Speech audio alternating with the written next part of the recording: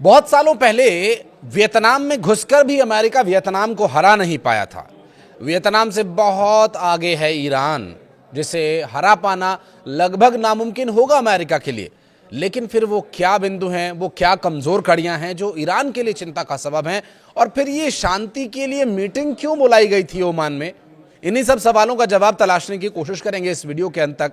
दरअसल ओमान में शांति के लिए मीटिंग बुलाई गई, और ये मीटिंग शांति के लिए बुलाई गई ऐसा तो प्रतीत नहीं होता है, क्योंकि ये मीटिंग असल में दोनों एक दूसरे को भांपने के लिए बुलाई थी और एक दूसरे को नापने के लिए बुलाई थी, और एक दूसरे के मन में क्या चल रहा है उनके इरादों को जानने के लिए बुलाई गई थी।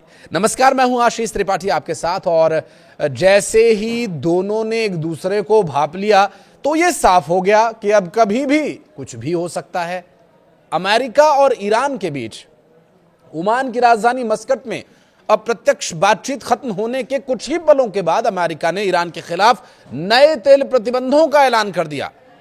इन प्रतिबंधों का मकसद ईरान के तेल निर्यात को और सीमित कर देना बताया गया। तेहरान इस कदम से सख्ते में है।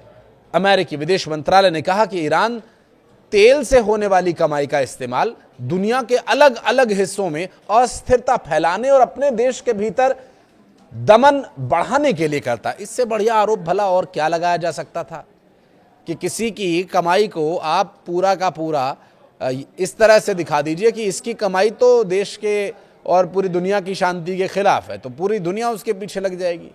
लेकिन असल में मिडिल ईस्ट से इन दिनों जो तूफान गुजर रहा है, ईरान और अमेरिका के बीच चल रही टेंशन के बीच अब अटैक हुआ कि तब अटैक हुआ, ये स्थिति बनी हुई है।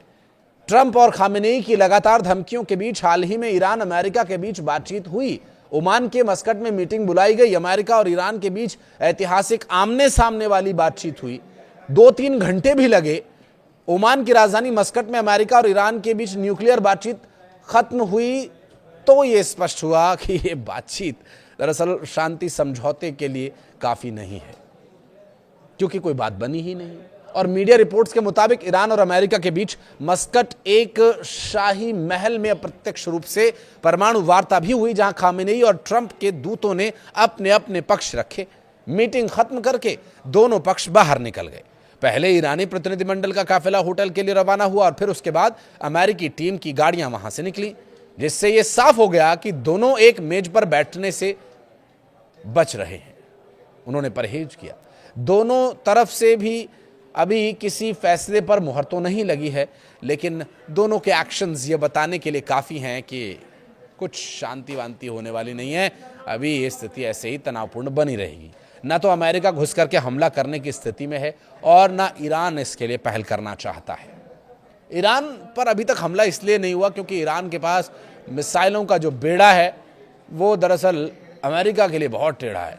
अभी किसी बड़े समझौते की आधिकारिक घोषणा हुई नहीं है, लेकिन जानकारों का कहना है कि केवल एक विराम मात्र है। दोनों पक्षों ने भविष्य में फिर से मिलने के और बातचीत के संकेत दे दिए हैं। मस्कट से आ रही खबरों के मुताबिक ये बातचीत केवल औपचारिकता नहीं है। इस मीटिंग में बातचीत का केंद्र ईरान का परमाणु कार्यक्रम रहा। इसके अलावा जून 2025 में हुए सैन्य टकराव और हालिया तनाव के बाद दोनों पक्ष अब टेबल पर लौटने को तैयार दिख रहे हैं। कहीं से तो दरवाजा खुले। ईरान की ओर से विदेश मंत्री अब्बास अरागची ने मोर्चा संभाला, जबकि अमेरिकी पक्ष का नेतृत्व स्टीव विटकॉफ और राष्ट्रपति ट्रंप के करीबी जेरेड कुशनर कर रहे हैं। अरागची ने सोशल मीडिया पर स्पष्ट किया कि वे खुली आंखों और पिछले साल की कड़वी यादों के साथ बातचीत में आए।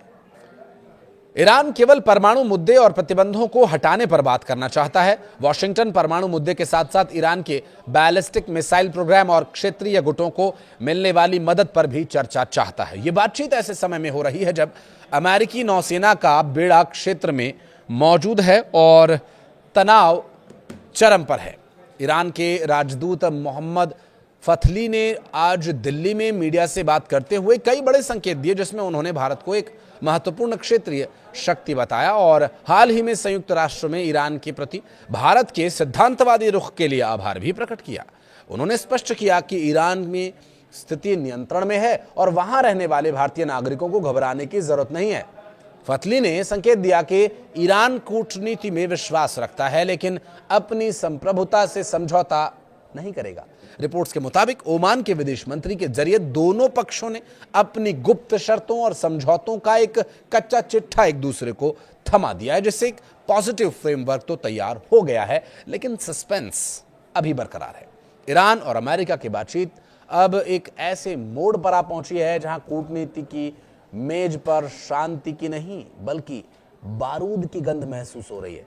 एक्सपर्ट वली नासर के मुताबिक तेहरान और वॉशिंगटन इस वक्त एक बेहद खतरनाक खेल खेल रहे हैं, जहां दोनों पक्ष युद्ध की पूरी तैयारी में हैं लेकिन टकराने से कतरा रहे हैं।